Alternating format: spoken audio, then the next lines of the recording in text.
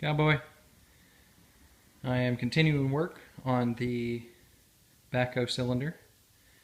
So I created a makeshift cylinder rod puller.